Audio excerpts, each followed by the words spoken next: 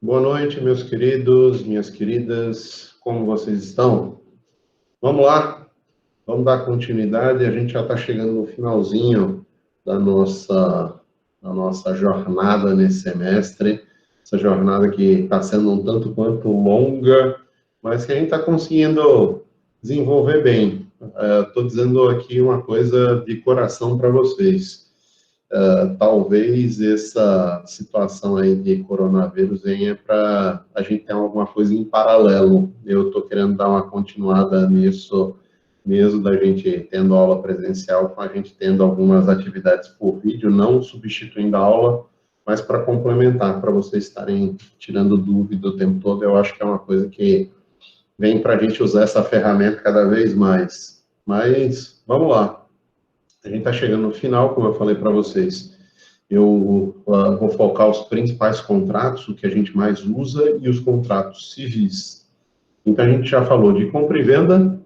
Dentro da compra e venda, a gente chegou a falar, além das cláusulas especiais, a gente falou de contrato de troca ou permuta, contrato por consignação, que seria no contrato, no caso, o contrato estimatório. A gente falou de mandato, falou de doação. A gente falou de comodato, a gente falou de mútuo. Vamos falar agora de depósito e depois vamos fechar falando de locação e de fiança. Então, olhem lá que já tem bastante contrato aí no assunto nosso. Para a gente entender como a coisa vai funcionar hoje, eu vou desenvolver como os outros contratos, só que o contrato de depósito, ele tem uma série de particularidades que foge à regra dos outros contratos. O que eu quero dizer com isso? A gente tem dentro da discussão de contrato de depósito aquela questão da prisão civil, a gente vai chegar a tratar aqui, e tem as questões dos depósitos irregulares. O que eu quero dizer com isso? No Código Civil, o que a gente estuda como contrato de depósito é o que a gente classifica na doutrina como depósito regular. Só que a gente tem certas figuras que são assemelhadas a depósito e que, por conta da decisão judicial, da jurisprudência e por conta da doutrina, a gente começou a classificar como depósitos irregulares. Até por conta dessa discussão que a gente passa a ter, se prende ou se não prende, quando ainda era possível, antes da súmula vinculante 25, a gente tinha essa discussão, pode, não pode prender nesse contrato, não pode no outro. Então, toda essa discussão a gente vai acabar fazendo aqui. Então, o que eu vou fazer? Eu vou dividir com vocês o assunto da seguinte forma. Eu vou tratar com vocês, primeiro, de como está dentro do Código Civil. A gente vai falar de depósito, o que é, quais são os sujeitos, vai falar de depósito voluntário, que é a ideia geral de contrato, e depois vai falar de depósito necessário, que o Código regula, para depois eu fechar falando de algumas questões incidentais dentro desse assunto de depósito. Vai no meio do assunto, às vezes eu vou tratando também, mas eu vou deixar mais para o final para falar com calma delas, para colocar bem na cabeça de vocês. Então, primeiro, o que é um contrato de depósito? É outro contrato que a gente faz sem nem sentir. Garanto que até nesse período de coronavírus, vocês fizeram esse contrato de depósito. Por quê? O contrato de depósito é um contrato em que dois sujeitos, o depositante, que é o detentor da coisa, o possuidor ou o proprietário da coisa, em que vai depositar certa coisa, vai deixar aos cuidados do depositário uma coisa que lhe pertence ou que esteja sob sua guarda, sob sua posse, e ele vai deixar para que o depositário cuide dessa coisa. E aí é uma das questões que a gente vai ver aqui. Cuidar da coisa não significa dizer que ele vai poder usar. É diferente do comodato. Quando a gente vai falar do comodato, eu, comodante, vou deixar com o comodatário uma coisa para ele utilizar. Para que adianta você fazer um comodato se você não vai utilizar a coisa? Se um comodato você não utiliza a coisa, não é comodato, é depósito. Então, olhem, vou repetir mais uma vez aquilo que eu disse para vocês. É um pequeno genoma, um pequeno DNA que você muda, você sai do chimpanzé para o ser humano, do ser humano para um golfinho. E essa é a mesma coisa no contrato. Você muda um pequeno detalhe, uma filigrana dentro do contrato, ele de depósito vira comodato, e aí a mesma coisa nas outras relações. Então, se atentem a isso. Se atentem a isso. Eu falei para vocês na compra e venda, olha, compra e venda tem como elemento específico de existência coisa e preço. E o que difere da troca? A única coisa que vai diferir da troca é que a troca é coisa por coisa. Então, tira preço da equação, tira o dinheiro da compra e venda, virou troca. Só que se você tirar a contraprestação, já não é nem uma compra e venda nem troca, é doação. Então, esse detalhe mínimo difere um contrato do outro. No contrato de depósito, o depositário ele vai guardar a coisa do depositante até que o depositante venha resgatá-la no final do prazo ou quando ele assim o exigir. Então, essa é a ideia geral que a gente vai ter no contrato de depósito e, como eu disse para vocês, o código ele regula de duas formas. O depósito voluntário, em que é ajustado, que é contratado, e o depósito que vai ser necessário. Todas as vezes que a gente vai falar de contrato, eu digo para vocês, qual é a forma do contrato? Qual é a forma de provar o contrato? Como se prova o contrato? Eu disse, a regra dos negócios jurídicos é que a forma é livre. Você pode utilizar o que você quiser. Então, ninguém faz uma compra e venda no supermercado um instrumento escrito. Você vai ter o quê? Você vai verbalizar, ou às vezes é tácita a relação. Passou no caixa, óbvio que você está comprando, o caixa vai receber e ninguém precisa perguntar se o senhor quer comprar, o senhor deseja o que com esta compra. Não, eu vou tomar emprestado, vou lá utilizar, depois eu venho aqui e devolvo. Beleza, pode ir. Eu não tenho isso no supermercado. O objeto do supermercado é venda de produto. Se eu entrei na fila com o produto na mão, o que eu quero? Comprar. Então, a gente tem que entender que alguns contratos você vai ter forma, outros não. No caso específico do contrato de depósito, o Código Civil, quando ele vai falar da prova do contrato, ele diz que a prova é escrita. Aí a gente começa a ficar meio na dúvida, mas calma lá. O professor falou que uma forma de depósito que eu posso ter seria o contrato de estacionamento. Cadê a prova escrita desse contrato? Como é que eu provo? Gente, aquele canhotinho que todo mundo joga fora é a prova escrita da existência do contrato. Eu já vi, não em processo meu, mas em processo de outra parte, uma colega tinha me pedido para fazer audiência para ela. E aí eu disse, não, tá bom. Era lá na UFAL, num juizado, uma empresa que ela advogava. Ela disse, faz para mim? Beleza, eu faço. Já estou aqui dando aula, saio da aula uns minutinhos antes e vou fazer audiência para você. E fui lá. O que era? Era uma reclamação de um dano num veículo contra um estacionamento e simplesmente a parte que tinha dado entrada no processo não tinha provado nem que tinha feito o contrato de depósito. Por quê? Não juntou nenhum canhoto. Eu tenho que guardar esse canhoto? Quase ninguém guarda, né? Quase ninguém guarda. As pessoas precavidas, vocês sabem que eu sou um cara extremamente organizado, tá? Se vocês olharem a minha mesa, as minhas gavetas, vocês vão ver a mesa ou a gaveta do chapeleiro maluco. Pensa numa bagunça. Pensa numa bagunça. Mas pensa naquela bagunça organizada. José Barros. José Barros, eu estou precisando do documento tal. Calma lá. Está aqui. É o documento que você quer? É esse. Como é que você encontra na bagunça? Porque eu sei onde é que estão as coisas. Elas estão catalogadas na minha cabeça. Mas se alguém organiza e deixa tudo bonitinho, tira daqui, bota aqui, pronto, eu já me perdi. A pessoa que, eventualmente, vai ter que cuidar de uma coisa de uma outra pessoa, tem que dar um documento escrito. Por exemplo, eu guardo os tickets de estacionamento. Normalmente, quando eu saio de estacionamento, eu não faço como a maioria. Joga numa lixeira ou os porcos jogam no chão e vão embora. Eu guardo dentro do carro. Por quê? A gente não sai do estacionamento vistoriando o carro para ver se tem um arranhão, uma batida, alguma coisa. E aí você sai. Depois você percebe o que aconteceu. Por exemplo, eu tenho um carro em que... teu pai também guarda, né? Eu acho que eu estou ficando velho. Para você falar que teu pai guarda, eu já fiquei preocupado aqui. Né? De eu estar nessa escala. Né? Eu acho que teu pai é cuidadoso, ele não é velho. Né? Nós somos cuidadosos. E aí, o que acontece? Eu também guardo numa bagunça, viu, Silveli? Só para deixar claro.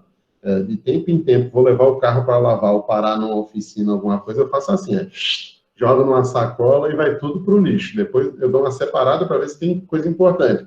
mas vai tudo do lixo de repente. Então, eu, por exemplo, faço academia no Palato e tem um canhotinho lá. Eu vou guardando, um belo dia eu tiro um calhamaço enorme para jogar fora. É mais ou menos assim, né?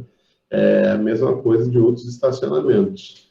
E isso carece de quê? Só para concluir a ideia aqui, para não me perder, eu respondo para vocês. Carece de quê? Da gente ter uma prova que eu utilizei ali. Que prova pode ser? Ah, tem um vídeo. Não sei se o estacionamento tem um vídeo. O que acontece é que você tem que ter um documento que prove isso. Que documento provaria? Se eu entrei num shopping, num estacionamento qualquer, você tem aquele comprovantezinho. Por exemplo, recentemente, eu tenho ido muito no hospital aqui perto de casa, por conta da minha sogra que está internada, e minha mulher informou agora, trazer uns 2 minutinhos para começar a aula, ela me informou agora que finalmente minha sogra vai ser operada. Já está há mais de mês internada esperando para operar, pegou o Covid, se curou do Covid e até agora nada da operação do coração. E aí amanhã de manhã vai entrar em cirurgia. E aí o que acontece? Todas as vezes que eu entro ou que ela entra lá, tem um canhotinho. Se acontecer alguma coisa, se baterem a porta do carro, posso reclamar? Posso. Qual é a prova disso? O canhoto é uma prova. Então o juiz disse, olha, cadê a prova que foi roubado no supermercado o teu tênis, o teu computador que estava lá numa maletinha no teu carro? Como é que você prova isso? Se você não provou nem que estacionou lá. Então, você tem alguma prova disso. Tá? Ah, professor, mas também não existiria depósito de estacionamento, no caso de estacionamento. Se eu parar numa farmácia, a farmácia não me entrega um canhoto. E o recibo de compra? Você tem lá uma nota fiscal, um cupom fiscal que você fez a compra lá. Se você tem carro e foi para lá, aí você já começa a ter uma prova escrita. Ninguém está falando aqui que a prova escrita é um documento escrito de um lado, shopping Maceió, do outro lado, José Barros, objeto, carro tal, placa tal. Isso não está anotado em canto nenhum. A gente não exige isso. Exige que tenha uma prova escrita. Vocês veem isso no Código Civil, já. Eu vou lá para o final, porque é lá no final que coloca aí. Vou ler para vocês. Não vou nem mostrar aqui na frente, porque é tão rápido. Vamos lá. Artigo 646 do Código Civil. 646. Os depósitos voluntários provar-se-á por escrito. Então, a prova do depósito voluntário vai se dar por escrito, não vai se dar através de uma fala ou de uma prova testemunhal. Você até pode ter provas testemunhais, mas por outra situação. Então, a prova aqui é por escrito. Mas vamos lá. Deixa eu ver aqui. Rafael, não precisa ser um contrato formal escrito, um documento nota já seria? Acabei de responder, Rafael. Acabei já respondendo antes de ver a tua pergunta. Tá? Pode ser qualquer outro documento escrito. O que não pode é você só levar testemunha. Tá? Vamos lá. Ele pensa que algum dia pode haver um erro e prenderem ele. Aí ele vai ter a prova por causa desse bilhete de estacionamento.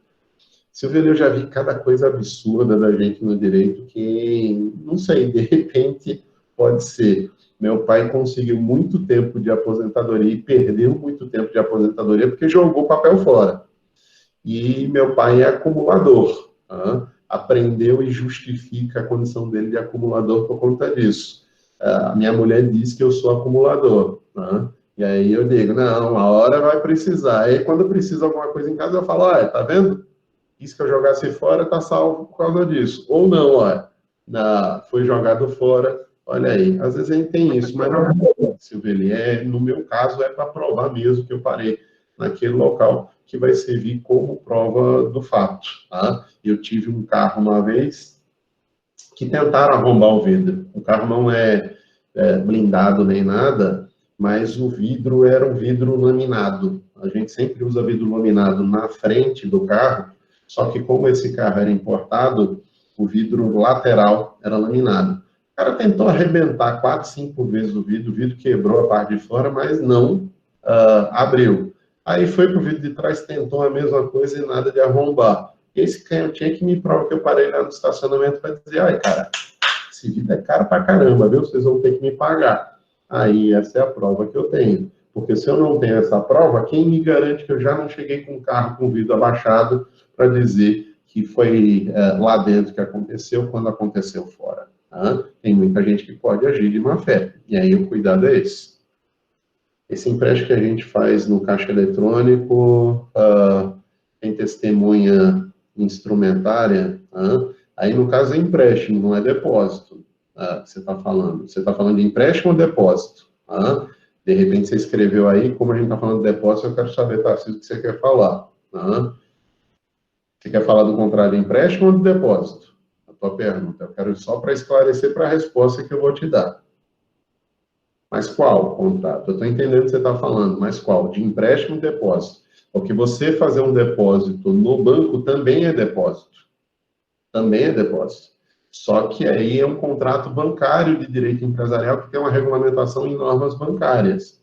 Entra um pouco dessa regulamentação aqui. Por isso que eu quero saber do empréstimo. Por quê? Porque empréstimo em si, a lei não exige uma forma específica. A gente tem aqui a forma para o depósito voluntário. De qualquer sorte, aqueles papéis que a gente tira no caixa eletrônico servem como prova escrita, sim, tá? Você pode estar utilizando. Cuidado só que eu sempre digo é que esse papel, como ele é uma impressão térmica, se você deixar ele no sol ou cair algum produto químico, ele apaga. Então, sempre o conselho que eu dou de cupom fiscal, nota, é você escanear. Aí você fala, mas eu não tenho scanner. Celular, gente. Tem aplicativo de scanner. Você baixa o aplicativo de scanner, baixa a foto, ele ajeita tudo lá e você guarda e tem o mesmo valor probante. Olha aí o trava-língua aqui. Tem o mesmo valor de prova que a gente vai ter. Então, aqui, esse papel vai valer? Vai. Mas no empréstimo a gente não falou de forma específica. Aqui a gente está falando, mas serve como prova, sim. Serve como prova. Lá e cá. Só que lá você não tem essa exigência de uma forma específica. Aqui tem exigência que o contrato de depósito voluntário ele só se prova por escrito. A prova dele será a prova escrita. Agora, a gente não está falando aqui que escrito. Pode ser o canhotinho. O exemplo já do estacionamento foi proposital para a gente falar do canhotinho. E aí, respondendo o Rafael, eu já tinha falado. Pode ser o cupom fiscal da loja que eu fui comprar. E aí, fui lá e comprei. Na saída não tem nada. Há responsabilidade? Não há responsabilidade? Eu tenho um conhecido, por exemplo, um colega, que um ladrão invadiu o escritório dele, e aí começou a falar, eu quero a chave do, eu quero a chave do, eu quero a chave do. E aí o ladrão não conseguia falar o nome do carro. E ele falou, é do Civic? É dele. Aí falou, por quê? Porque o carro que o cara queria, provavelmente, era o carro dele, que era um carro de nome complicado. Aí ele não conseguia falar. Ele falou, o Civic é mais fácil de falar. E aí foi o carro do outro que estava lá no escritório. Tem responsabilidade? Vai ter responsabilidade, sim, até porque ele provavelmente já contratou advogado, tem prova do processo, ou o processo vai ser movido, e o advogado vai ter que responder por isso. Então, a prova não tem que ser necessariamente a prova escrita de um contrato de depósito, mas algo que prova a existência do depósito. Aí o escrito, inclusive, pode ser um escrito eletrônico que a gente faz, tá? Mas vamos lá. Então, o que vai ser o depósito? O depósito vai ser um contrato que eu posso fazer voluntariamente, ou pode ter um contrato de depósito necessário. Eu vou começar do depósito necessário para vocês, porque ele entra mais como uma situação menos contratual e mais por imposição legal. Ele é como se fosse um contrato por força de lei, mas na verdade não é contrato. A lei determina que naquela situação você vai aplicar as regras do contrato de depósito. Qual é essa situação? Vamos para o Código Civil para mostrar aqui para vocês. Então, vamos lá. Agora eu vou abrir o código mesmo. Depois a gente vai para o nosso material, como sempre. Então, vamos lá. No Código Civil, vocês vão ver lá, depósito voluntário, começa aqui no artigo 627. Aí a gente vai regular o depósito voluntário. Eu vou falar dele já para vocês aqui. Algumas coisas já andei adiantando. E vai ter o depósito necessário. Depósito necessário não é você estacionar um carro num estacionamento, que isso você ajustou.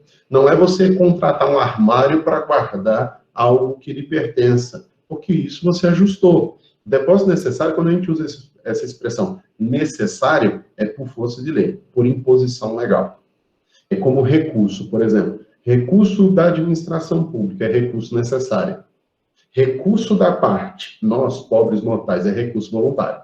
Se você não quiser recorrer, você pode deixar para lá o processo. Mas se você quiser recorrer, você interpõe o recurso voluntariamente. A administração pública pode fazer o recurso voluntário, mas se não fizer, no fim do prazo, sobe de qualquer jeito para o tribunal, porque aí há uma reanálise necessária. Então, essa expressão necessária no direito significa isso, por imposição de lei. Então, o que é um depósito necessário? É um depósito por imposição de lei. A lei vai dizer que, naquele caso, a gente vai ter o depósito. É justamente esse primeiro item que a gente tem aqui. Então, artigo 647, é depósito necessário. O que se faz em desempenho de obrigação legal. O que seria por desempenho de obrigação legal? Por exemplo, eu penhorei determinados bens de uma pessoa. E esse bem foi penhorado e foi levado embora. Por exemplo, um oficial de justiça. Vai ser guardado no armazém? Vai. Ou foram tomados por conta do cometimento de crime. Alguém vai ter que cuidar? Vai. Essa pessoa que vai ter que cuidar é depositária. Ele vai ter que cuidar dessa coisa. E essa pessoa que vai ter o cuidado da coisa, ele cuida da coisa, mas não pode utilizar. Então, por exemplo, vamos lá, vou falar um caso aqui para vocês que é bem peculiar, que a gente tem que ter cuidado por conta disso. Todo mundo aqui já ouviu falar do Ike Batista, da OGX, que era uma empresa que tinha investimento em questões de petróleo, de extração de petróleo do pré-sal, e vendeu uma coisa que não conseguiu se concretizar, porque o pré-sal é muito complicado de ser explorado, e a tecnologia não é tão acessível e é muito cara para você explorar petróleo no pré-sal. A empresa, por conta desses e de outros fatores, acabou entrando em recuperação, teve aquele bando de confusão e tudo mais. E aí, alguns bens entre processos dos mais variados foram tomados. Quando esses bens foram tomados por vários processos de várias naturezas, não vamos entrar aqui em detalhe, um juiz que estava como depositário desses objetos que foram tomados foi visto andando com o carro dele pela cidade.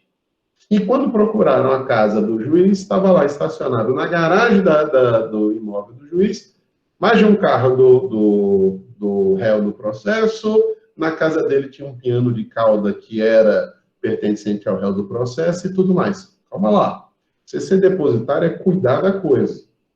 Você ser depositário não é usar a coisa. Porque senão eu quero ser depositário do bem de tudo que é gente, que hoje eu vou para a faculdade de caminhonete, amanhã eu vou de carro esporte, no outro eu vou de um super carro e no outro dia eu vou de um carro popular. Eu posso fazer isso? Não.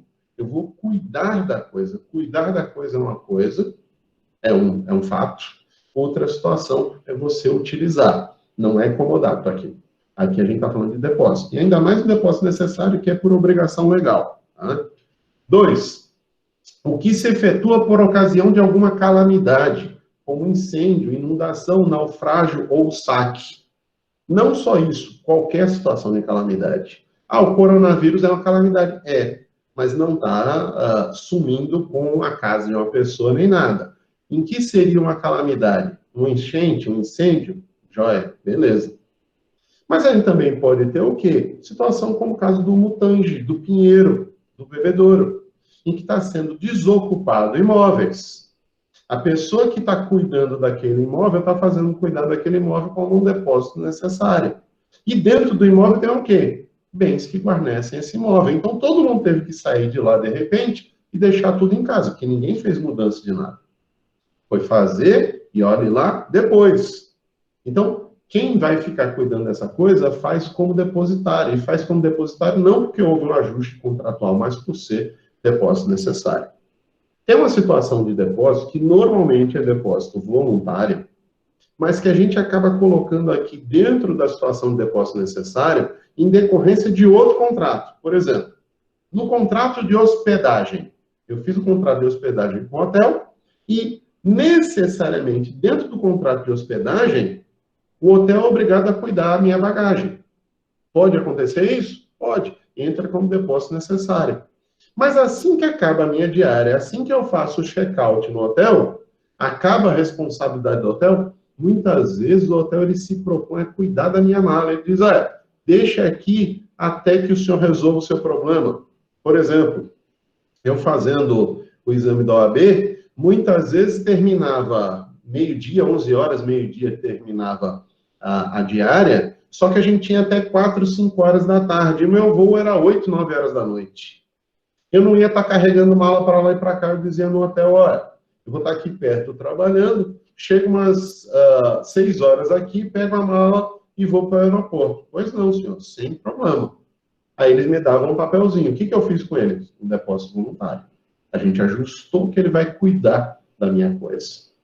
Mas, fora disso, o fato de eu ter hospedagem, eu já passo a ter o direito de que tudo aquilo que eu deixar no hotel é responsabilidade do hotel. Por quê? Por mais que eu não tenha um contrato específico de depósito voluntário com eles, o legislador vai dizer, nesses casos, essa bagagem entra como depósito necessário. Vocês vão ver isso aqui embaixo. Deixa eu só achar aqui qual é o artigo específico.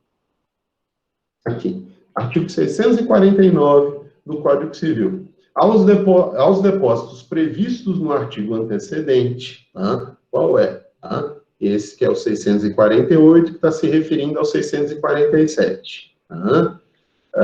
É equiparado da bagagem dos viajantes ou hóspedes nas hospedarias onde estiverem. Então, a gente vai poder ter, apesar de ter um contrato de hospedagem, já entra aí necessariamente um contrato de depósito. Tudo que eu deixo lá é da responsabilidade do hotel. Aí, o que o hotel faz? Manda eu assinar um termo dizendo, olha, se sumir alguma coisa, se só não guardar no cofre ou deixar com a gente, o risco é seu, o risco é nosso. Código de Defesa do Consumidor. Como diz o CDC, se o fornecedor bota no contrato, por exemplo, no nosso caso aqui de hospedagem, ou no caso de estacionamento, não assumimos responsabilidade por danos causados ao seu veículo. Você afastar a responsabilidade, o ônus de responsabilidade do fornecedor é considerado cláusula abusiva. Está lá no Código de Defesa do Consumidor, artigo 51, 52, não me lembro exatamente agora, acho que é artigo 51, se eu não me engano. E eu tenho isso como abusivo e passa a ter a responsabilidade. Então, nesse caso aqui, o hotel, muitas vezes, ele diz, não tenho responsabilidade nenhuma. Tem responsabilidade, sim. E aí você tem que ter cuidado. A questão é, se tem um cofre, aí você já pode ter o seguinte, tem um cofre, ele não usou, cabia no cofre, ele não usou. Nesse caso aqui, a gente pode alegar o quê? Culpa recíproca. Aí eu diminuo a responsabilidade do depositário, mas não vou excluir a responsabilidade dele, porque a exclusão por uma cláusula contratual é considerada abusiva. Então, tenhamos muito cuidado aqui para não ter esse problema aqui, porque você responde sim como depositário se você está fazendo um contrato de hospedagem. Esse depósito aqui entra na figura do depósito necessário que a gente vai ter aqui. Então, parágrafo único. Os hospedeiros responderão como depositários, assim como pelos furtos e roubos que perpetrarem as pessoas empregadas ou admitidas no seu estabelecimento. Então, passa a ter responsabilidade, mesmo que eu bote no papel dizendo que não vai ter essa responsabilidade. Ok? Então, vamos lá. Além desse depósito necessário, eu queria discutir em especial com vocês, porque esse sim é a questão do contrato que eu quero centrar para vocês aqui, a questão do depósito voluntário. O que eu havia dito para vocês até então? Quando a gente falou de contrato de comodato, eu falei, olha, tem vários contratos em que a gente vai ter o contrato como gratuito. Por exemplo, contrato de comodato. É um contrato que sempre é gratuito. Só que outras vezes o Código Civil, ele vai dizer, olha, a regra é a gratuidade, mas pode a parte ajustar um determinado pagamento. E aí eu citei um exemplo para vocês lá no contrato de mandato. Eu disse, no mandato, o mandante passa o mandato ao mandatário, e o mandatário não tem necessariamente direito a receber algo por esse serviço. Mas pode cobrar? Pode. Aí eu citei um exemplo, um despachante em que você contrata ele para fazer a vistoria do seu carro, o emplacamento do seu carro, a transferência, algo do gênero que você contrate, ele vai cobrar de você uma taxa. E você vai pagar por isso. Por quê? Entra na exceção. Mas se não for cobrado, se não for assinado nenhum documento, nem ajustado nada, presume-se que o mandato é gratuito. É a mesma coisa que a gente vai ter com o depósito. Por que que eu não tenho que pagar nada no estacionamento numa loja de rua, ou numa farmácia, ou num supermercado, se não houver uma determinação cobrando um determinado valor? Se não ficar claro, se não houver uma cobrança prévia de um valor, a regra é a gratuidade. Quando é que a gente começou a cobrar estacionamento, por exemplo, que é contrato de depósito? Aqui, por exemplo, em Maceió, quando um dos shoppings, o nosso maior shopping daqui, teve um carro que foi assaltado lá e a justiça determinou que eles teriam que indenizar e comprar ou pagar o valor do carro para essa pessoa. Então eles disseram, olha, se é para eu ter que assumir esse ônus, e eles têm que assumir esse ônus, eu pelo menos vou ganhar dinheiro com isso. E hoje é uma das maiores fontes de renda do shopping. Por quê? Porque eu já tenho uma movimentação muito grande e as pessoas vão para o shopping não só para ir para as lojas do shopping, mas para resolver problema no já. Então, eu chego lá, vou resolver o problema e vou pagar. Por que que não rolou com o supermercado? Teve um bom tempo que os supermercados andaram cobrando por estacionamento. Pararam de cobrar por quê? Porque o vizinho vai lá e deixa de cobrar, e aí você vai lá e compra em qual? No que não cobra o estacionamento. Então você acaba perdendo clientela porque o vizinho está deixando de cobrar. Agora, em tempo de coronavírus, você tem supermercado que está entregando em casa. Né? E eu mesmo aqui em casa, por medida de segurança, e no período que eu estava de quarentena e não podia sair, pedia tudo no WhatsApp e deixava aqui na porta de casa. Empregado ia lá, limpava tudo, levava para dentro de casa e pronto. Está resolvido o problema. Eu posso fazer isso? Posso. A gente tem tecnologia que nos permite isso. Então, é a mesma coisa do depósito. Se não há cobrança, se não há indicação de que vai ser cobrado algo logo no início da relação, é de graça, é gratuito, é benéfico o contrato. Então, por exemplo, uma coisa que eu fazia muito, quando eu não deixava em Recife bagagem no hotel, eu levava para o shopping. Aí eu falava, pô, que chato andar com essa mala aqui para lá e para cá no shopping. O shopping em Recife, por exemplo, tem armários. Eu contratava lá, tinha um ajuste lá com eles, deixava no armário. Eles não cobravam nada. Por quê? Porque como o shopping é perto do aeroporto, era muito comum as pessoas esperarem os seus voos dando volta no shopping. Então era um mimo do shopping.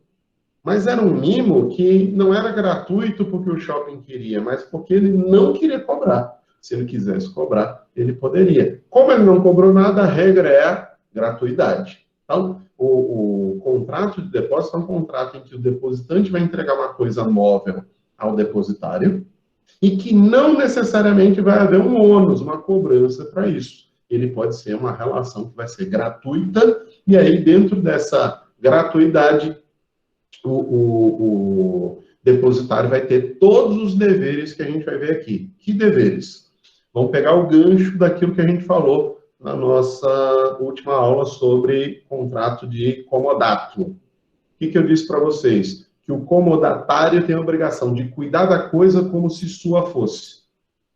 O que significa isso? A gente já explicou lá, para traduzir. É o dever de diligência, é o dever de cuidado que você tem que ter da coisa, não no seu padrão subjetivo de cuidado, mas no padrão objetivo. O que se espera de alguém que cuide de uma coisa que é sua mesmo, própria? Que a pessoa tenha todo o cuidado do mundo. Vamos lá, é um padrão Gollum de cuidado. O que é o Gollum? Lembra lá do Senhor dos Anéis. O que ele dizia para o anel? My precious. Então, ele dizia, meu precioso. Então, quando ele dizia isso, ele tinha todo aquele cuidado com o anel. E olha lá que o bicho ainda perdeu o anel, ainda teve que sair no braço com o outro para ir arrancar um dedo para conseguir o anel de volta e morreu no fogo de Mordor. Então, imagine aí, vocês estão vendo como é que eu sou nerd, né? Mas vamos lá. Imagine, nesse caso, o cuidado tem que ser nesse sentido. Você vai ter o cuidado como se fosse a coisa mais preciosa para você.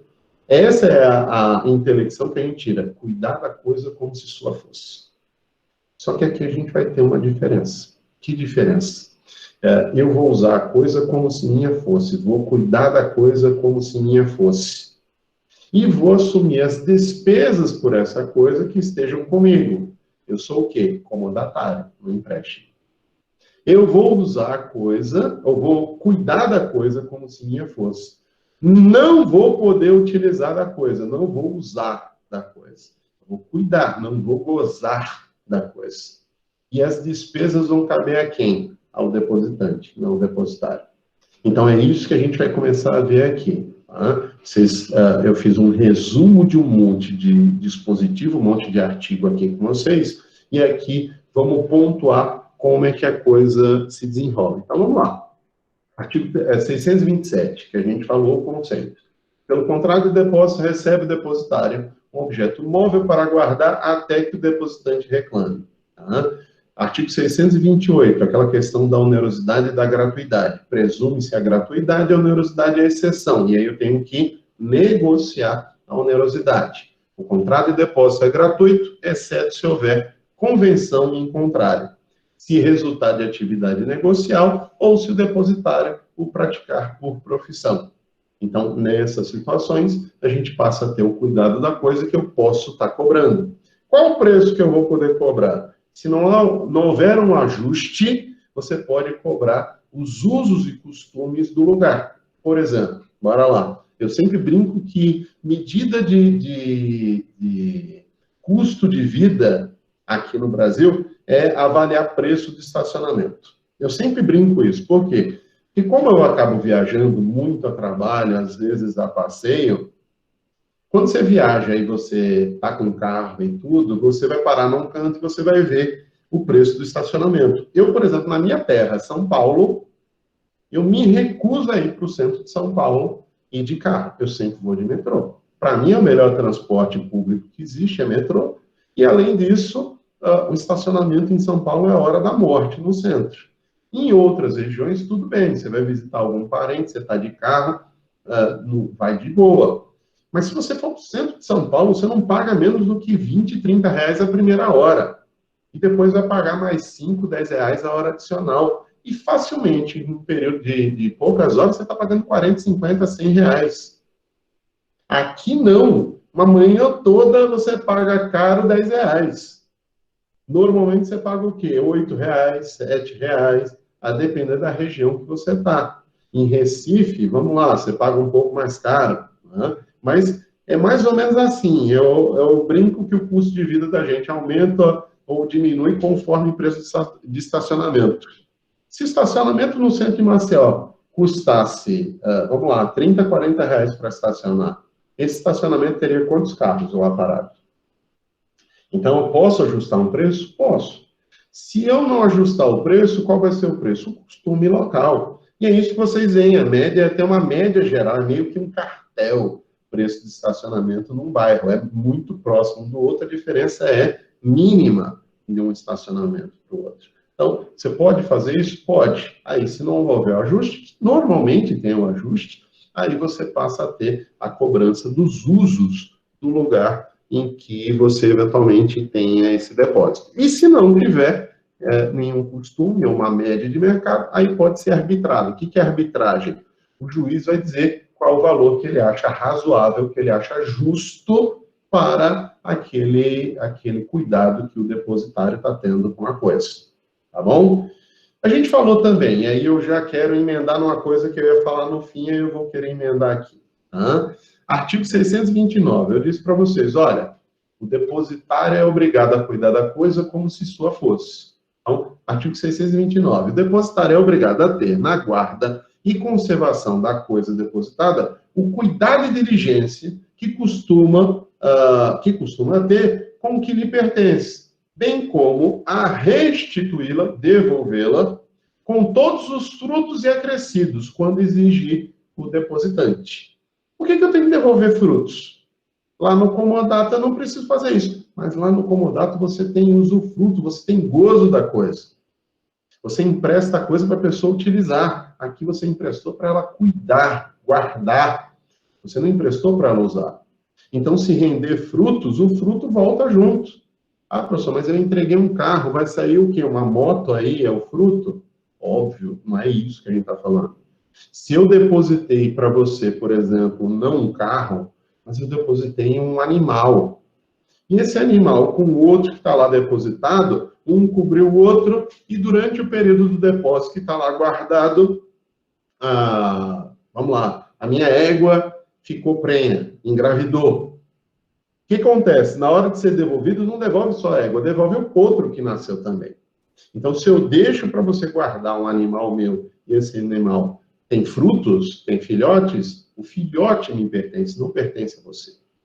Por isso que você não assume o custo com o cuidado da coisa, diferentemente lá do contrato de comodato. Então, cuidado, que na hora da prova eu vou trazer um caso concreto para vocês, e vocês vão ter que identificar que contrato é e os efeitos. E sai de um contrato e vai para o outro numa facilidade.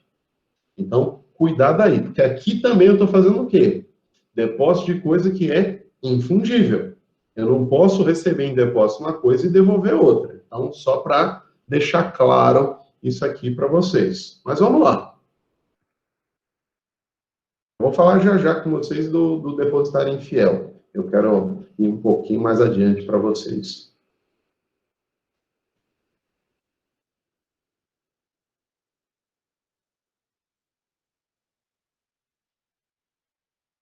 Só pegar aqui um pedaço que eu quero, para não ter problema.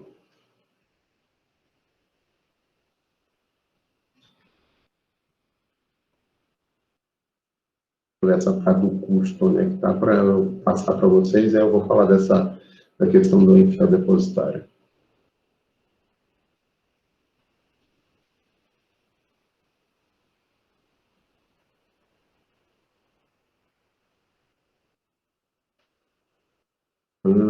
Deixa eu achar aqui, é rapidinho. Aqui, artigo 643. O depositante é obrigado a pagar ao depositário as despesas feitas com a coisa e os prejuízos de que o depósito provier. Então, vamos lá. Eu tenho que utilizar a coisa, gozar da coisa, eu assumo o ônus, comodato. Eu tenho que guardar a coisa. Essa coisa, ela teve que ter certos cuidados. E aí, você vai assumir responsabilidade por um cuidado? Vai. Mas teve um custo para isso. Esse custo é o depositante quem tem que arcar. Por exemplo, na época que eu advogava para banco, era muito comum a gente fazer busca e apreensão de veículos, e esses veículos, como a justiça não tinha um pátio para deixar guardado, porque era lá no centro ainda, no começo, quando eu comecei a advogar, ela contratava estacionamentos para cuidar. Quando a gente chegava lá, o carro estava acabado, porque não tinha sido feita manutenção, não calibrava pneu, nem nada. Tá? Ele pode fazer isso? Pode. Pode fazer. Só que esse custo tem que ser assumido pelo depositante. E a justiça não assume esse custo, e por isso que normalmente esses carros que ficam em depósito acabam se estragando. Então, é muito comum a gente chegar num certo lugar, por exemplo, já cheguei na Justiça Federal em Recife, no estacionamento, encontrar uma Ferrari lá parada. Aí você fala, pô, coisa linda a Ferrari lá parada. Debaixo do sol, depois de semanas ou meses, com a tinta toda queimada, pneu arriado, todo estragado, porque está lá parada e ninguém está cuidando dela. Eu posso fazer esse cuidado? Posso, só que esse custo vai ter que ser arcado pelo depositante. O depositante vai me pagar isso e eu tenho que cuidar da coisa. Mas cuidar da coisa como se minha fosse também se o depositante me der condições para isso. Se ele não der essas condições, muitas vezes a coisa pode se estragar. E aí, nesse ponto, eu queria pegar um gancho do cuidar da coisa, guardar a coisa e devolver a coisa quando houver pedido do depositante. Quando a gente vai discutir isso, é muito comum a gente tratar o assunto aqui falando da figura do fiel depositário ou do infiel depositário. E aí tem gente que diz, isso acabou essa discussão. Não, não acabou. Ainda existe a expressão fiel depositário e infiel depositário. O que não existe mais é a prisão do fiel depositário e do infiel depositário. Então, vamos explicar isso, mas deixa eu ver aqui que tem um comentário rapidinho. Não, foi um eita só do Rafael. Vamos lá. Então, vejam, a gente tem um Código Civil que, apesar dele ser aprovado em 2002, entrar em vigor em em 2003, em 10 de janeiro de 2003, esse Código Civil ele já vinha com a disposição dentro dele, em que se admitia a prisão por dívida civil, no caso de pensão alimentícia e no caso do infiel depositário. E aí o que acontece dentro disso? Quando se admitia a prisão nessas duas hipóteses, a Constituição Federal dizia, olha, é proibido prisão civil, à exceção das hipóteses do infiel depositário e da pensão alimentícia. Ok? Só que a gente tem um pacto, que é o Pacto de São José da Costa Rica, São José da Costa Rica, para quem estiver anotando. E esse Pacto de São José, na Costa Rica, ele diz o quê? E ele é lá dos anos 60, só que o Brasil só vai ser signatário depois e só vai ter interpretação do Supremo, como eu vou explicar aqui, depois. Aí, muito tempo depois que a gente vai ter, que aí vem a súmula vinculante, acho eu, se eu não me engano, súmula vinculante 25. Que vai ser o quê? Esse pacto, ele vai dizer, olha, é proibido aos signatários desse pacto, desse contrato internacional, é proibido a admissão de prisão por dívida, a não ser nos casos de pensão alimentícia. Por quê? Para explicar para vocês. Antigamente, quem pagava a dívida de uma pessoa era o próprio corpo ou a vida de uma pessoa. Por exemplo, eu estou devendo para vocês, para um de vocês. Vocês tinham o direito de tirar minha mão porque eu não paguei essa dívida. Mas se eu estivesse devendo não para um, mas para várias pessoas, a gente literalmente teria uma execução coletiva, que cada um tirava um pedacinho. Então, eu quero a mão, eu quero o braço, eu quero a perna. E aí você vai tirando os pedaços. O que o credor recebeu? Nenhuma coisa. Não recebeu nada da dívida dele. No máximo, teve uma mórbida satisfação de acabar tirando um pedaço do seu devedor. O que isso trouxe de proveito para você? Nada. Aí a sociedade evolui e diz, olha, vamos fazer o seguinte, não vamos mais tirar a vida ou a integridade física do devedor. Vamos fazer o seguinte, vamos tirar a liberdade dele, a gente transforma ele em escravo. Então eu tiro a liberdade e ele vira escravo. E a gente passou isso durante um bom tempo, até que a gente começou a limitar, dizendo, olha, a prisão por dívida ela é excepcional, então eu vou prender por 30 dias, vou prender por 90 dias, essa pessoa até que ela pague. E se ela insistir em não pagar, terminado esse prazo, ela é solta, mas ainda continua a execução. Isso é uma forma de coagir, uma forma de coerção para forçar a barra para você poder fazer com que a pessoa pague. Então, tem gente que está devendo pensão alimentícia e diz, doutor, não tem dinheiro, não tem como pagar. Então, o senhor vai preso. Excelência, está aqui o dinheiro. Uma hora aparece. Ou porque ele tirou emprestado e podia ter pedido antes, ou então porque ele tinha o dinheiro guardado, mas só aparece tempo depois. Eu já vi gente peitar e dizer, vou passar os 30 dias preso. Eu já tive um caso num processo de pensão alimentícia em que eu tive que pedir, porque a pessoa não estava pagando, fui forçado, não é uma coisa que eu gosto de fazer, e ele fugia daqui, fugia de lá, se escondia do oficial de justiça, até uma hora que a minha cliente, conhecendo o juiz na vara, disse, excelência, ele está todo dia, na hora tal, saindo de tal lugar. O problema é que ele sabe do oficial que está indo, aí ele sai mais cedo. Se o senhor mandar agora, sem ninguém saber aqui da vara, só o senhor mandando o oficial, o senhor vai ver que vai encontrar ele lá. E dito e feito. Ele disse, não vou pagar. Ele ainda disse o seguinte, cuidado da expressão que eu vou usar, porque foi a pessoa que disse, não sou eu que estou dizendo isso. Eu vou dar dinheiro para essa vadia gastar no Maicai, dinheiro que é do meu filho, vou não. Essa é a visão que muitas vezes a gente tem. E aí, por isso que a gente ainda admite a prisão por dívida da pensão alimentícia. Mas a gente passou Alice, meu Deus mesmo, é daí para pior. Eu tenho um colega que é advogado criminalista que diz que não tem estômago para fazer direito de família. Porque direito de família muitas vezes a coisa é forte. Eu já fiz audiência que o outro lado do processo, a parte me mandou um papelzinho dizendo como é que você tem coragem de representar esse canalha.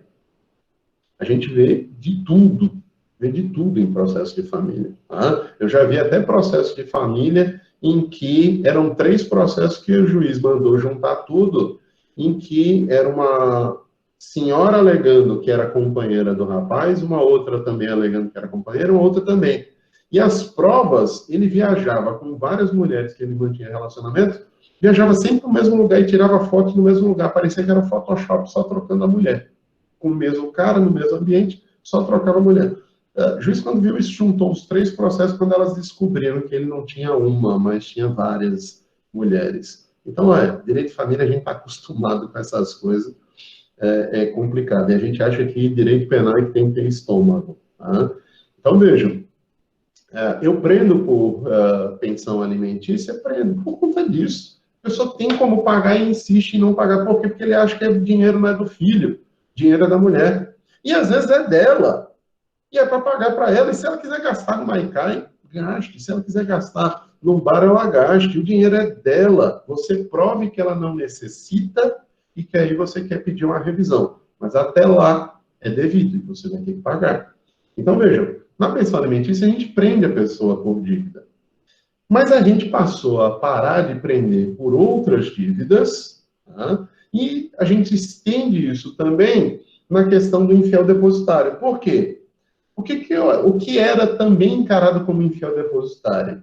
A gente passou um tempo colocando como depósito contratos que não eram depósitos. Por exemplo, alienação fiduciária em garantia.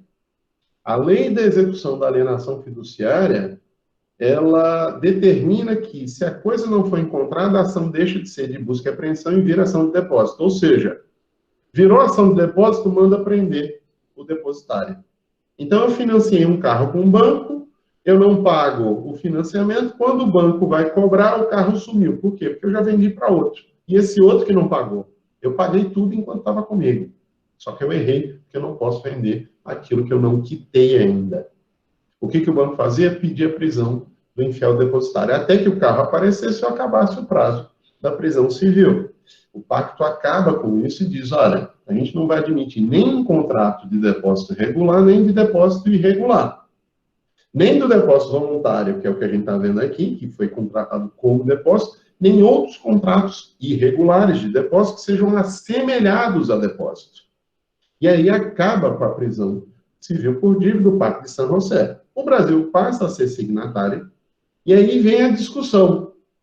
O Código Civil diz que é para prender, só que o Brasil é signatário de um pacto. A gente começou com que discussão? Gente, a que título entra na legislação brasileira um pacto internacional, um tratado, uma convenção internacional? Essa é que é a questão. Daí, dessa discussão do Pacto de San José, que a gente reformou a Constituição e criou um sistema novo para a gente saber como isso é implementado. Vocês devem ter estudado isso já em direito constitucional. Exatamente. A gente deve ter estudado isso em direito constitucional, vocês devem ter estudado, que vai fazer o quê? Se aquele tratado ou convenção altera a lei que é infraconstitucional, ele entra no sistema brasileiro e o Congresso, o Executivo, ele é signatário do pacto, da convenção, do tratado internacional, e esse pacto ele entra com uma homologação no Congresso que alteraria a legislação infraconstitucional. Só que se o assunto que eu estou tratando entra em conflito com a Constituição, na hora do Congresso homologar, ele homologa a título de emenda constitucional. Ele não homologa como um pacto internacional que vai alterar a lei infraconstitucional, ele vai alterar a Constituição. Então, tratados, convenções, regramentos internacionais, se o Brasil é signatário e o Congresso homologa, ele homologa, se o texto altera o texto da Constituição, ele vai mexer na Constituição Federal. E como a Constituição é quem falava da prisão civil por pensão alimentícia e do infiel depositário, você ter o Pacto de San José, ele altera a Constituição, ele emenda a Constituição e faz com que o Código Civil de 2002, entrando em vigor em 2003, sendo posterior à Constituição alterada, ele seria inconstitucional.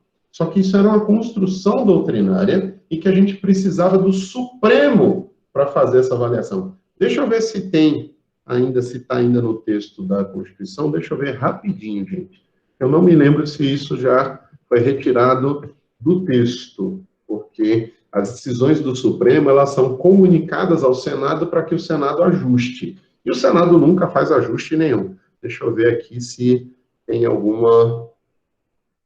Aqui, pronto. Era onde eu queria chegar. Vou compartilhar aqui para vocês verem como é que era o texto da Constituição. Vamos lá. Então, aqui, a Constituição, artigo 5º, inciso 67. 67. Não haverá prisão civil por dívida, salvo se o responsável pelo inadimplemento voluntário e inexcusável e imperdoável da obrigação alimentícia e do infiel depositário infiel. Então, vejam, ainda está no texto aqui, ó, site do Planalto e tudo mais. Ainda está no texto da nossa Constituição essa disposição. Só que vem o Pacto de São José a título de emenda à Constituição, de acordo com a súmula vinculante do Supremo, porque o Supremo diz, olha, não dá para o Brasil ser signatário de um pacto internacional que o Congresso homologue e ele vai afrontar o texto da Constituição. A gente não acha que essa homologação veio a título de emenda constitucional. O Supremo entendeu isso. Logo depois a gente reforma a Constituição para criar um sistema para a entrada no direito brasileiro dessa normatização internacional. Então, essa norma que o Brasil é signatário vale no direito brasileiro? Vale se o Brasil é signatário e foi homologado no Congresso. Então, não pode o Executivo sozinho dizer, não, eu sou signatário, está valendo. A gente já teve convenções que o Brasil foi signatário e depois o Congresso ainda não homologou e o Executivo, antes da homologação, foi lá e rescindiu, revogou, houve uma resilição dessa convenção. A gente já fez isso com a convenção da OIT e ficou uma confusão em direito do trabalho aqui no Brasil. Foi na época do Fernando Henrique. Então, tem que ser assinado pelo Executivo, depois ele encaminha para o Legislativo para homologar. E aí vai entrar essa norma a título de alteração de norma constitucional e infraconstitucional. No Brasil, alterou esse artigo 5º, inciso que eu falei 67, né? Inciso 67, foi feita essa alteração e a decisão foi que o Código Civil seria inconstitucional por isso. Então, vejam, olha o arrodeio que a gente dá antes mesmo da Constituição ser alterada para dizer por que o Código é inconstitucional. O que é um infiel depositário? Ainda existe? A gente não disse que não existe infiel depositário. A gente disse que não pode haver a prisão civil do infiel depositário. Mas a definição de infiel depositário a gente pode utilizar. Infiel depositário é quem não cuida da coisa como se sua fosse. Quem não lança a mão de todas as medidas para salvar a coisa. Então, quem age com desleixo com a coisa, se a coisa some e desaparece sob seus cuidados, eu sou infiel depositário. Então, não posso ser preso. Então, aqui a discussão do infiel depositário não acabou, ela só foi mitigada, amenizada através do Pacto de São José da Costa Rica, e também tem uma outra norma internacional que é...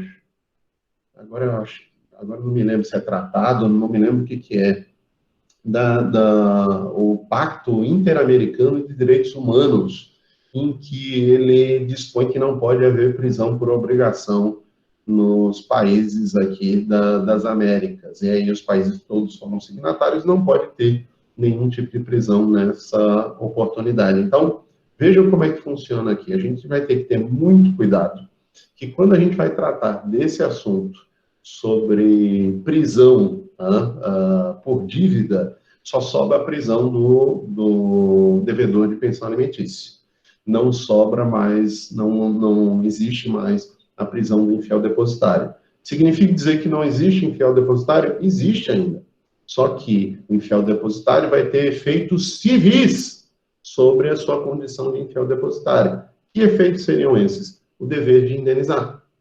Eu tenho o dever de indenizar o depositante por conta de eu estar descumprindo as minhas obrigações contratuais do depósito aqui, que foi voluntário. Então, o cuidado que eu quero que vocês tenham, primeiro, é esse aqui, nessa questão. Ninguém está dizendo aqui que não existe infiel depositário, eu estou dizendo que não existe a prisão desse infiel depositário. Ok? Então, só para a gente continuar aqui. Vamos lá. Deixa eu ver que vocês têm aqui alguns textos para ver se tem alguma dúvida. Não tem nenhuma dúvida, não. Vamos lá. Continuando da onde a gente parou. Tá? Eu quero pegar aqui só uns apontamentos nossos aqui para estar discutindo algumas questões aqui com vocês. Então, do nosso material aí, a gente vê qual é a definição, a gratuidade como regra, a exceção à onerosidade, então tem contrato que não tem exceção, comodato, aqui tem, eu posso fazer de forma oneroso o contrato de depósito, e vai ter a discussão da prisão do infiel depositário, que a gente já falou aqui, em relação ao Pacto de San José da Costa Rica. A gente não pode mais ter essa prisão, a gente tem uma súmula vinculante que admite a entrada no sistema brasileiro desse pacto internacional e que a gente não pode mais ter a prisão. Qual é o efeito do infiel depositário? Não é mais prisão civil. Vai ter um outro efeito que é a responsabilização civil, que seria, o bem sumiu? Indenize. O bem se danificou? Indenize. É isso que a gente vai estar discutindo aqui sobre o infiel depositário. Em especial, se ele tinha o dever de cuidar da coisa ou se ele teve algum nível de culpa sobre a perda da coisa. Por quê? Aí vamos entrar numa questão que eu não falei ainda com vocês.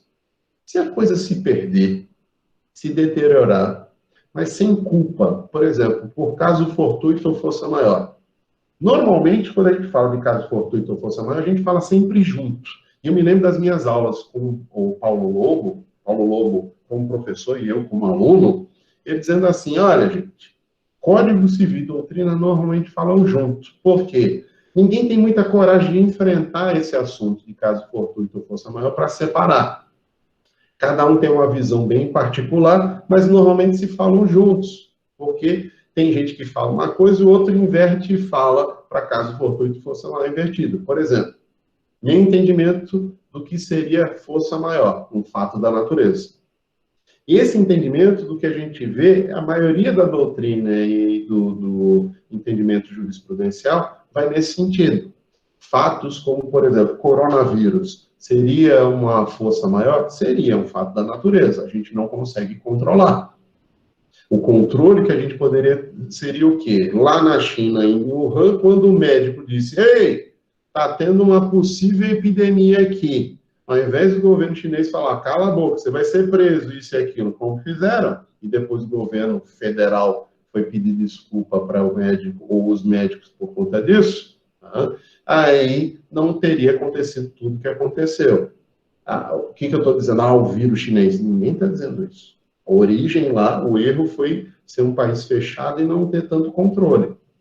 Se fosse em qualquer outro país do mundo, de repente a gente teria os cuidados e evitaria tudo que está acontecendo com o mundo. Então, nada de invenção aqui de comunista, capitalista, ou isso e aquilo, que vírus não tem ideologia. Então, o vírus que teve lá, essa origem, enquanto pandemia, uma força maior, a gente não tem controle. É como uma tromba d'água, gente. Eu estava aqui no fim da tarde, me preparando para dar aula para vocês, e comecei a ver de tarde aqui o céu, que já estava com a cara de que eram umas 5 horas e eram umas 3 para 4 horas. Eu falei, vai cair um pé d'água. Quase não caiu água aqui em casa. Quase não choveu. Se foi chuvisco, foi muito. Mas relâmpago não faltou. Relâmpago não faltou. Se eu não fosse de São Paulo, não tivesse acostumado com isso, estava aqui igual o povo daqui, que cai um relâmpago, cai um raio, já começa a morrer de medo. Então, vejam, se caísse uma tromba d'água, uma coisa inesperada, que, vamos lá, derrubasse um muro de uma casa, ou algo do gênero, isso é uma força maior? Isso é uma força maior. De repente, caiu sobre o carro que eu estou cuidando. Eu não tenho controle por fatos da natureza. Na mesma medida, no caso fortuito, eu não tenho controle de fatos de terceiros. Alguém perde o controle de um caminhão, de um ônibus, bate no muro e o muro cai sobre o carro que eu estou cuidando. Isso é caso fortuito. Tem gente que inverte tudo isso que eu estou falando, mas bora lá. Caso fortuito e força maior é excludente de responsabilidade para o depositante, para o depositário. mas ele tem que provar esse excludente. Então, vejam, não basta ele dizer, isso aqui é caso fortuito e força maior. Prove que isso aqui é caso fortuito e força maior, e ele interferiu nessa situação. O coronavírus é uma força maior. E que isso interfere no carro que está amassado e o carro que você tinha que ter cuidado? Nada. Essa força maior não interfere em nada. Você vai ter que provar que existe a força maior, que existe o caso fortuito e ele foi responsável pelo dano na coisa depositada, pertencente ao depositante. Então, a gente tem que ter muito cuidado aqui, porque não é do nada que a gente tira isso. Onde é que vocês vão ver? Aqui, essa questão de caso fortuito e força maior. Só para abrir aqui para vocês na lei, porque eu estava falando muito da lei e não cheguei a falar desse artigo. Mas bora lá. Deixa eu pegar lá do comecinho do depósito voluntário para achar aqui para vocês. Deixa eu achar rapidinho aqui. Caso fortuito e força maior. A gente vai batendo o olho assim rápido, às vezes passa direto. Deixa eu ver se eu acho aqui. Eu não estou querendo botar a busca aqui, porque se eu for botar a busca é capaz de aparecer tudo. Aqui. Artigo 642. O depositário não responde pelos casos de força maior, mas para que lhe valha a escusa, terá de prová-lo. Então, não basta você dizer, olha, eu tenho uma excludente. Prove que essa excludente interferiu aqui. Então, quando a gente vai falando de situações de excludente, eu tenho que provar que ela é a responsável pelo dano, pela perda da coisa que foi depositada. E aí o depositário não vai indenizar o depositante. Tá? Não vai acontecer isso. Mas vamos lá. Lembra que a gente estava falando na última aula sobre comodato?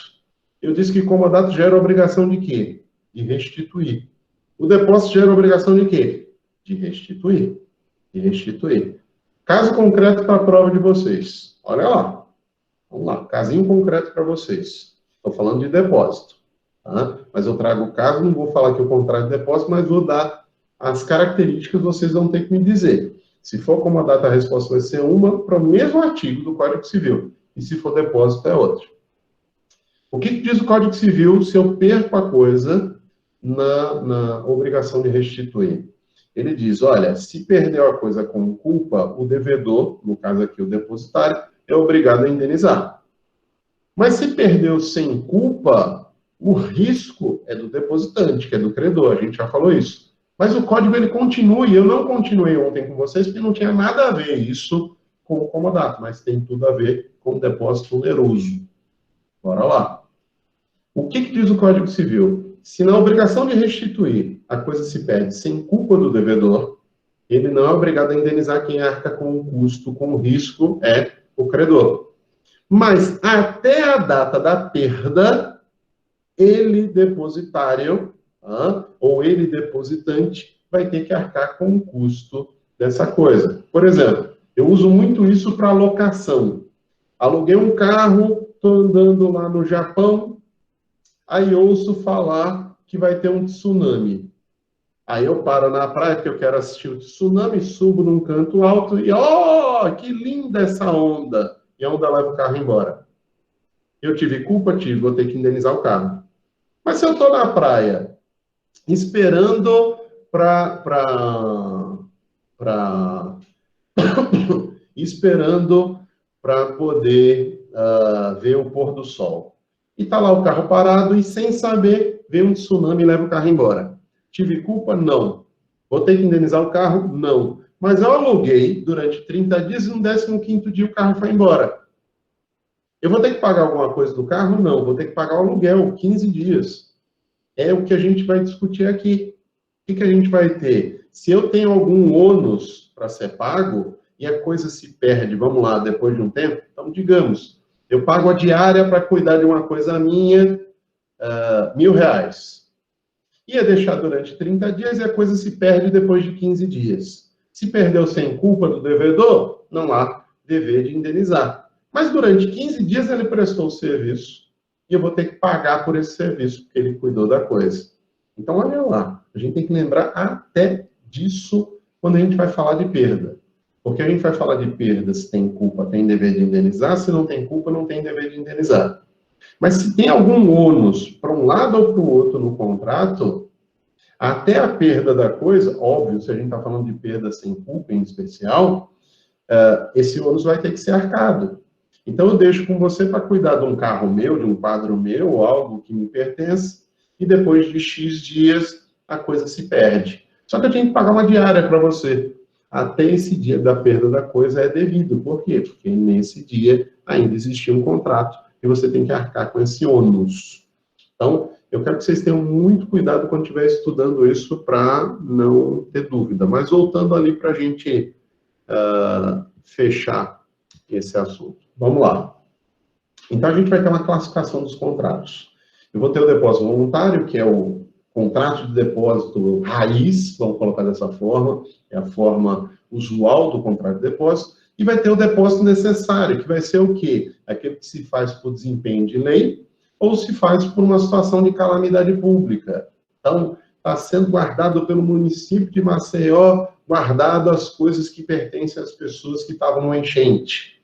E as coisas foram furtadas, foram roubadas. O que vai acontecer? O município vai ter que indenizar essas famílias, porque ele tinha o dever de guardar e ele não guardou as coisas. Eu tenho um contrato de hospedagem, e nesse contrato que eu tenho de hospedagem, tem o hotel a obrigação, a pousada, a hospedaria, tem a obrigação de cuidar das minhas coisas. A coisa se perdeu, eles vão ter que me indenizar. Então, a gente tem aqui a classificação do contrato de depósito como depósito voluntário e como depósito necessário. Só que existe também um outro critério de classificação, que era o que eu queria deixar para vocês no final, que é a classificação em depósito regular e irregular. Isso daqui tinha muita força na época que a gente ainda fazia prisão do infiel depositário. Quando a gente podia fazer a prisão do infiel depositário, ou seja, até a decisão da súmula vinculante do Supremo, se eu não me engano, súmula 25, a gente prendia o infiel depositário. Só que prendia o infiel depositário e durante boa parte da história de qualquer tipo de contrato. Qualquer tipo de contrato em que você deixasse uma coisa com alguém, você seria depositário, e se a coisa sumisse, você seria infiel depositário. Num dado momento, o judiciário, a jurisprudência, começou a modificar esse entendimento para um outro sentido, para dizer, olha, eu não vou considerar que aqui é um depósito a ponto de fazer a prisão, porque a previsão do Código Civil e a previsão da Constituição Federal é a prisão do infiel depositário, um depósito que seja regular. Então, eu faço um depósito necessário ou voluntário, contrato mesmo de depósito, e se a coisa some, eu vou obrigar o depositário a me devolver, e enquanto ele não devolver, ele pode ir para a cadeia. Ele pode ser preso. Então, o que a gente fazia? A gente primeiro prendia em qualquer situação de contrato que a pessoa assumia o cuidado de uma coisa, e a gente passou a prender só se o depósito fosse regular. Qual é regular? Esse que está previsto no Código Civil. Mas outros contratos, como alienação fiduciária em garantia, eles passaram a ser encarados como depósito irregular. E aí o judiciário começou a frear, dizendo, ó, eu prendo se fosse contrato de depósito, ou seja, no estacionamento, o estacionamento sumiu com o carro. Já assistiram aquele filme Ferris Bueller Day? O Curtindo a Vida Doidado, a tradução brasileira? O nome em inglês é o nome do personagem principal, que é Ferris Bueller, e aí Ferris Bueller Day é o dia dele, o dia de Ferris Bueller, porque é uma coisa que aparece no filme. Mas a tradução para o Brasil, Curtindo a Vida Doidado, tudo a ver, né? Quando a gente vai ver esse filme, uma das cenas do filme, eles pegam de dos amigos que é mais fechado na dele, meio nerd, depressivo e tudo mais, pegam a Ferrari raríssima do pai dele e vão dar uma volta na cidade, param no estacionamento. Ao parar no estacionamento, eles vão curtir a vida na cidade, aprontam tudo, no final do filme vão pegar a Ferrari. Quando bate o olho no odômetro do carro lá para ver a quilometragem, o carro que estava em 100 quilômetros rodados já estava em 10 mil quilômetros. Os caras foram dar a volta por aí. Pode o depositário usar a coisa? Não pode. E se o carro não voltasse? O que eles seriam? Depositários infiéis. Antes dessa decisão, poderiam ser presos. Depois, hoje, não mais. O efeito é só responsabilidade civil. Mas antes disso, a gente ainda tinha discussão se o contrato era depósito regular ou não. Por exemplo, um financiamento para aquisição de um carro. Se eu comprasse um carro e financiasse com o Banco do Brasil, o Banco do Brasil faria comigo, a rigor, na maioria dos contratos, uma alienação fiduciária em garantia, em que ele teria o domínio resolúvel da coisa. Lembra que a gente já falou desse contrato, quando falou de cláusula de reserva de domínio, eu diferenciei um contrato do outro. Então, ele teria o domínio resolúvel e, se eu não pagasse, ele tomaria o carro. O que é muito comum quando a gente compra carro e financia, que no meio do contrato você repassa esse carro para terceiro. Olha, eu vou vender o carro para você e você assume as parcelas. O que o devedor estaria fazendo? Ele estaria fazendo uma cessão do crédito. Só que, para eu poder ceder, ou melhor, uma assunção de dívida, né? Para eu fazer a assunção de dívida de um devedor para uma pessoa que vai assumir essa dívida, o credor tem que autorizar, tem que haver anuência do devedor. Sem que haja essa anuência do devedor, simplesmente não há assunção de dívida. E aí a gente não faz isso na prática. Por quê? Porque a gente quer fazer um arrumadinho. Eu quero pegar o carro que eu tenho financiado com o Bradesco, com a Volks, com o Banco do Brasil e dizer, Zé Barros, você quer comprar esse carro? Está aqui o boleto, é só você pagar, e aí no final a gente só faz o ajuste. E aí, de repente, José Barros compra o carro, leva o carro embora, leva o boleto, paga uma, paga duas e não paga mais nenhuma. De quem o banco cobra? Da Maria da Silva, que fez o financiamento e não está mais com o carro e nem tem mais os boletos para pagar? Ou vai de José Barros? Seria José Barros se Maria tivesse dito, olha, estou alienando o carro para José Barros e peço autorização, você, banco. O banco disse, ok, autorizado? Pronto, não procura mais Maria, vai direto para José. Mas se não houve essa autorização, porque na prática pouquíssimas pessoas fazem assunção de dívida formalmente, a gente faz informalmente. Então, quando a gente faz isso informalmente, na hora de ser cobrado, quem vai ser cobrado? O depositário, a pessoa que estaria cuidando da coisa, só que é um depositário irregular. Então o judiciário começou a falar, olha, não vou prender a pessoa nessa situação aqui. Por quê? Porque isso não é depósito de verdade, isso é depósito irregular, isso é depósito por semelhança. Então vocês vão ver na doutrina vários critérios de classificação. O critério de classificação do Código Civil em depósito necessário e depósito voluntário, mas vão ver também o critério de classificação da doutrina. Por exemplo, depósito regular e irregular, em que, quando a gente tinha a possibilidade da prisão, se usava muito esse critério de classificação. Para vocês verem como é que Estado nem sempre é bom. Por isso que muitas vezes eu critico e fico dizendo que eu prefiro ser anarquista do que estar aprovando as coisas que Estado faz. O judiciário, que é Estado, mas é um Estado que muitas vezes nos defende contra o legislativo e executivo, porque ele é o fiscal desses outros. O problema é quando quem me ataca é o judiciário, que ninguém fiscaliza o judiciário, mas bora lá. Sabendo que o judiciário vedou e disse, olha, não vou mais admitir prisão em alienação fiduciária em garantia, porque aqui é um depósito irregular. E logo depois, para botar uma pau de cal em cima dessa discussão, veio o Supremo e disse, olha, nem para quem tem depósito regular, nem nesse caso a gente vai fazer a prisão por dívida.